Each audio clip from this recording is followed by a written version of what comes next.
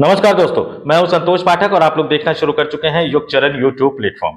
देश के 5 राज्यों में विधानसभा के चुनाव होने वाले हैं। मार्च अप्रैल में विधानसभा के चुनाव इन 5 राज्यों में होंगे। बहुत ज्यादा वक्त नहीं बचा है इन राज्यों के लिए चुनाव की तारीखों के ऐलान होने में। पश्चिम बंगाल, असम, केरल, तमिलनाडु और पुडुचेरी।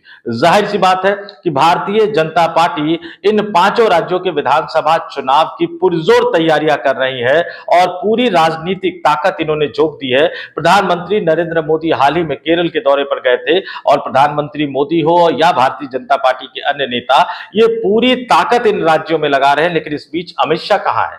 इस बीच अमित शाह क्या कर रहे हैं? अमित शाह आज की तारीख में भी भारतीय जनता पार्टी का संगठन और सरकार दोनों ही चलाते हैं। भले ही भारतीय जनता पार्टी को नितिन नवीन के रूप में नया राष्ट्रीय अध्यक्ष मिल गया हो या भले ही देश के प्रधानमंत्री नरेंद्र मोदी नितिन नवीन को अपना बॉस बता रहे हो, लेकिन हकीकत यही है कि अमित शाह सरकार और संगठन दोनों ही आज की तारीख में चला रहे हैं। तो अमित शाह इन 5 राज्यों के अलावा कहां है? देखिए, इन राज्यों के दौरे पर भी तो जा रहे हैं, लेकिन इस चुनावी बेला में जब भारतीय जनता पार्टी का बहुत कुछ दांव पर लगा हुआ है, इस चुनावी बेला में अमित शाह जिन राज्यों के दौरे पर जा रहे हैं वो अपने आप में आपके सामने एक कहानी बयां कर रहे हैं कि भारतीय जनता पार्टी के अंदर ऑल इज नॉट वेल, यानी विदाई की पटकथा, नए नेताओं को लाना, पुराने नेताओं को जाना, विदाई, छटनी, ये तमाम तरह की जो कहानी है वो बिल्कुल अपने अंतिम दौर में पहुंचती हुई नजर आ रही है। और अमित शाह इसी कहानी को अंतिम दौर में पहुंचाने के लिए उन राज्यों के दौरे पर जा रहे हैं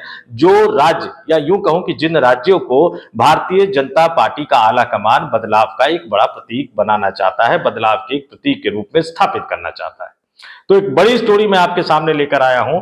एक एक करके मैं तमाम तथ्यों को आपके सामने रखूंगा, लेकिन शुरुआत में आपसे एक अपील, आपसे एक आग्रह करना चाहूंगा।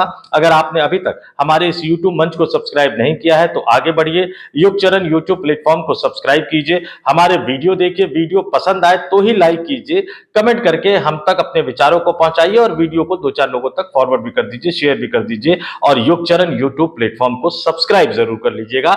ये अपील और आग्रह मैं आपसे जरूर करना चाहूंगा। अब आते हैं आज की इस स्टोरी पर, आज की इस बड़ी स्टोरी पर। एक तरफ भारतीय जनता पार्टी के सामने लक्ष्य क्या है?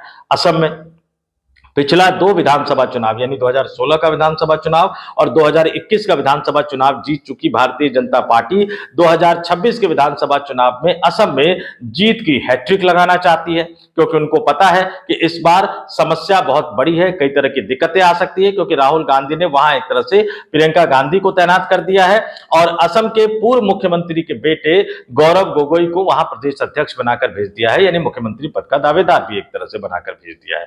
तो कठिन लड़ाई है। दूसरी तरफ पश्चिम बंगाल, पिछली बार ये माहौल भारतीय जनता पार्टी ने बनाया कि वो चुनाव जीत रही है।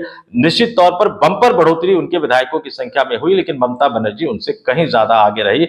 इस बार बीजेपी की कोशिश है कि किसी भी तरह से ममता बनर्जी को सत्ता से हराया जाए, लेकिन भारतीय जनता पार्टी वहां भी विचित्र स्थिति में फंसी हुई।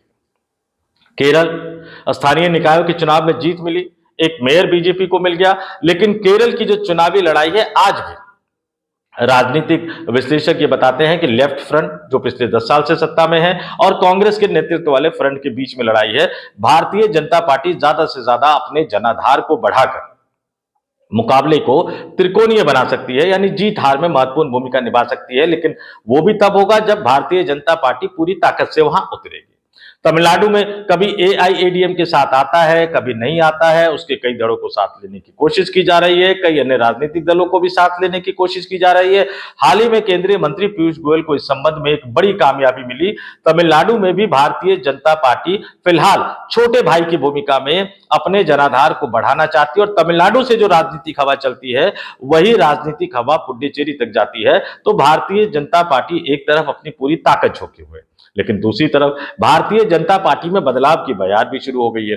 देश के सबसे बड़े राज्य, यानी लोकसभा में 80 सांसद भेजने वाले देश के सबसे बड़े राज्य उत्तर प्रदेश में एक बड़ा हंगामा मचा हुआ है, क्योंकि योगी आदित्यनाथ की सरकार ने एक शंकराचार्य के शंकराचार्य होने पर ही सवाल उठा दिया, जिनको अतीत में यूपी सरकार भी शंकराचार्य मान चुकी है, जिनको प्रधानमंत्री भी शंकराचार्य की तरह से इज्जत दे चुके हैं, प्रणाम कर चुके हैं, और जिनको उत्तर प्रदेश सरकार के उप मुख्यमंत्री केशव प्रसाद मौर्य भी शंकराचार्य शंकराचार्य जी कहकर संबोधित करते हैं। लेकिन योगी आदित्यनाथ की सरकार उत्तर प्रदेश में एक अजीब सी लड़ाई में फंस गई है और बीजेपी के सनातन मूल्यों, सनातन संस्कारों पर भी कई तरह के सवाल उठ रहे हैं। और इसी तरह के हालात जो है वो उत्तराखंड में बन रहे हैं। आपको बता दूं कि दोनों राज्यों में 2027 में विधानसभा चुनाव होना है, तो उत्तराखंड में भी अंकिता भंडारी हत्याकांड से जो एक तरह से एक बीजेपी के खिलाफ जो माहौल बनना शुरू हुआ, अब वो माहौल धीरे धीरे उत्तराखंड के मुख्यमंत्री पुष्कर सिंह धामी के खिलाफ बदलता हुआ नजर आ रहा है। भले ही उन्होंने सीबीआई जांच की मांग को मान लिया, लेकिन जैसे किसान की आत्महत्या, फिर उन्हीं के विधायक और उन्हीं के बीजेपी के पूर्व मंत्री अरविंद पांडे द्वारा उस मामले को उठाया जाना, फिर उत्तराखंड की धामी सरकार द्वारा एक तरह से उनके खिलाफ कई तरह के मामले दर्ज करवाकर यह साबित करने की कोशिश करना कि वो एक तरह से भूमाफिया है, फिर उनके समर्थन में पूर्व मुख्यमंत्री त्रिवेंद्र सिंह रावत जो कि वर्तमान में सांसद है हरिद्वार से, और भारतीय जनता पार्टी के एक बड़े नेता, प्रधानमंत्री के करीबी, भारतीय जनता पार्टी के राष्ट्रीय मीडिया सेल के राष्ट्रीय संयोजक अनिल बलूनी, मदन कौशिक का कार्यक्रम सामने आना, अरविंद पांडे की सभा में जाने के लिए, उनके साथ खड़े होने के लिए मुख्यमंत्री यानी धामी सरकार के फैसले के खिलाफ। अमित शाह का उसी धरती पर होना, उत्तराखंड की धरती पर होना, अचानक फिर उस अमित शाह के कहने पर उस कार्यक्रम को रद्द किया जाना, ये तमाम घटनाक्रम ये बता रहे हैं कि उत्तर प्रदेश और उत्तराखंड दोनों में सब कुछ ठीक ठाक नहीं चल रहा है और इसलिए अमित शाह को भागे भागे इन दोनों राज्यों में जाना पड़ रहा है। तमाम तथ्यों को मैं आपके सामने रख दूंगा, सही क्या है गलत क्या है आप ये खुद बताइएगा। अमित शाह हाल ही में 2 दिनों के दौरे पर उत्तराखंड गए और जब उत्तराखंड में गए तो उत्तराखंड में उस समय अरविंद पांडे का एक राजनीतिक बवाल मचा हुआ था। मुख्यमंत्री धामी के खिलाफ, मुख्यमंत्री पुष्कर सिंह धामी के खिलाफ तमाम दिग्गज नेता, बीजेपी के, भारतीय जनता पार्टी के दिग्गज नेता मोर्चा खोलने की तैयारी कर रहे थे। पूर्व मुख्यमंत्री त्रिवेंद्र सिंह रावत मोर्चा खोल चुके थे, पूर्व प्रदेश अध्यक्ष मोर्चा खोल चुके थे और यहां तक कि भारतीय जनता पार्टी के राष्ट्रीय मुख्यालय में मीडिया को संभालने की जिम्मेदारी जिन अनिल बलूनी को दी गई है, जो लोकसभा के सांसद भी है और जो प्रधानमंत्री नरेंद्र मोदी के करीबी भी है, वो भी मोर्चा खोल बैठे थे और इन तीनों को अरविंद पांडे के कार्यक्रम में जाना था। लेकिन अमित शाह उत्तराखंड की धरती पर थे। बीजेपी आला कमान को लगा कि गड़बड़ हो सकती है, बीजेपी को लगा कि मामला फंस सकता है, तो आला कमान के कहने के बाद, डांट फटकार के बाद एक तरह से इन तीनों नेताओं ने वहां जाना तो रद्द कर दिया। लेकिन अरविंद पांडे ने जोरदार रैली की। अमित शाह 2 दिन उत्तराखंड की धरती पर रहे, कई कार्यक्रमों को उन्होंने संबोधित किया, कई अलग अलग संगठनों के कार्यक्रमों में वो शामिल हुए। उसके बारे में विस्तार से यहां बताकर आपका समय व्यर्थ नहीं करना चाहूंगा, लेकिन कई अलग अलग कार्यक्रमों में शामिल हुए। लेकिन उनके उत्तराखंड की धरती पर रहने के बाद भी जिस तरह से मुख्यमंत्री पुष्कर सिंह धामी के खिलाफ भारतीय जनता पार्टी के नेताओं ने मोर्चा खोल दिया, जिसको थामने की कोशिश करते हुए अमित शाह नजर आए, इससे पता लगता है कि उत्तराखंड भारतीय जनता पार्टी में सब कुछ ठीक ठाक नहीं चल रहा है। और वहां इस बगावत के बिगुल को रोककर जब अमित शाह निकलते हैं तो अचानक पता लगता है कि उत्तर प्रदेश में बगावत का एक बिगुल बच गया है। उत्तर प्रदेश का स्थापना दिवस 24 जनवरी को मनाया जाना था, अमित शाह के वहां जाने का कार्यक्रम, लेकिन खबर आती है कि योगी आदित्यनाथ की सरकार ने दोनों उप मुख्यमंत्री यानी केशव प्रसाद मौर्य और ब्रजेश पाठक के कार्यक्रम राज्य से बाहर लगा दिए हैं। यानी जब अमित शाह उत्तर प्रदेश की धरती पर होंगे तो दोनों मुख्यमंत्री साथ नहीं होंगे।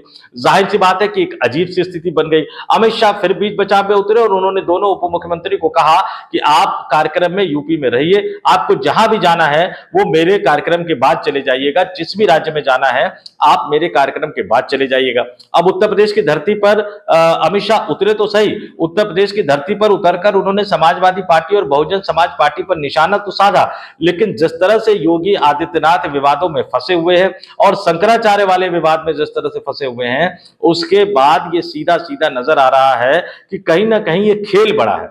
अब जिस समय योगी आदित्यनाथ हरियाणा की धरती से शंकराचार्य को लेकर अजीब अजीब तरह के, बल्कि मैं सीधे सीधे कहूं तो अपमानजनक शब्दों का प्रयोग कर रहे थे, ठीक उसी समय लगभग उसी समय उत्तर प्रदेश में बैठकर केशव प्रसाद मौर्य यानी उनके ही उप मुख्यमंत्री शंकराचार्य के नाम के आगे जी लगाकर उनसे स्नान कर विवाद को खत्म करने की अपील कर रहे थे। तो योगी आदित्यनाथ किस तरफ जा रहे हैं, केशव प्रसाद मौर्य किस तरफ जा रहे हैं, और ब्रजेश पाठक को लेकर कई बार अलग अलग तरह की खबरें निकलकर सामने आती है। वो मुंह से बोलते तो नहीं है, लेकिन उनके साथ जिस तरह का व्यवहार मुख्यमंत्री योगी आदित्यनाथ लगातार कर रहे हैं उससे भी कई तरह के किंतु परंतु लगाए जाते हैं। और रही सही कसर जो नए नए प्रदेश अध्यक्ष बनकर गए हैं पंकज चौधरी, वो पूरी करते हुए नजर आते हैं।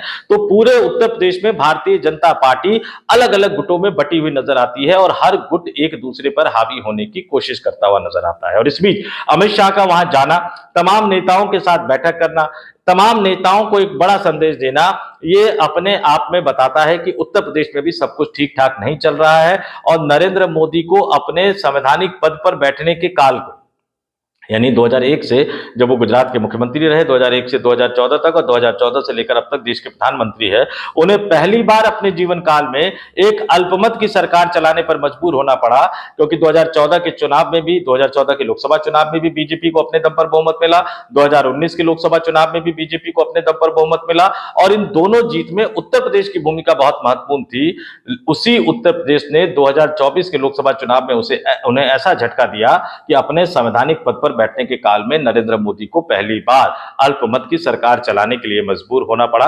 तो उसी उत्तर प्रदेश में यह विवाद भारतीय जनता पार्टी की सेहत के लिए बहुत अच्छा नहीं है।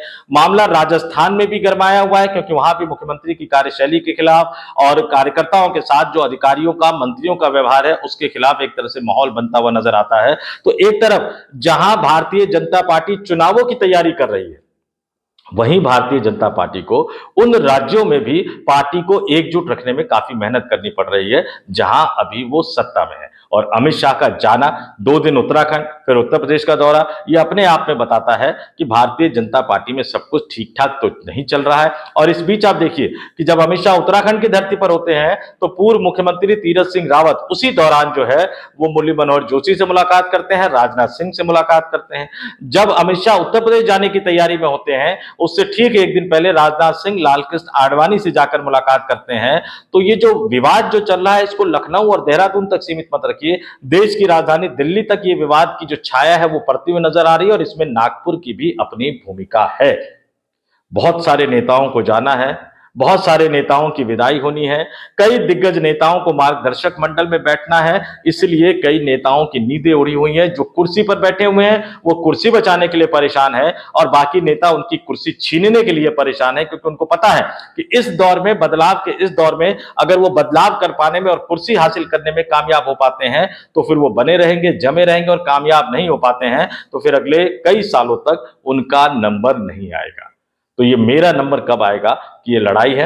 अपने तमाम दर्शकों से कहूंगा कि आप भी कमेंट करके बताइए कि आपका क्या मानना है। इस वीडियो में इतना ही। जाते जाते फिर आपसे अपील करूंगा, आग्रह करूंगा, अगर वीडियो पसंद आया हो तो लाइक कर दीजिए, कमेंट करके अपने विचारों से हमें जरूर अवगत कराइए, शेयर करके 2-4 लोगों तक इसको पहुंचा दीजिए और हाँ, युग चरण यूट्यूब प्लेटफॉर्म को सब्सक्राइब करना मत भूलिएगा। तो इस वीडियो में इतना ही। मुझे यानी संतोष पाठक को दीजिए इजाजत। आप तमाम लोगों से अपील, आग्रह, देखते रहिए युग चरण यूट्यूब प्लेटफॉर्म। बहुत बहुत धन्यवाद, आभार, नमस्कार।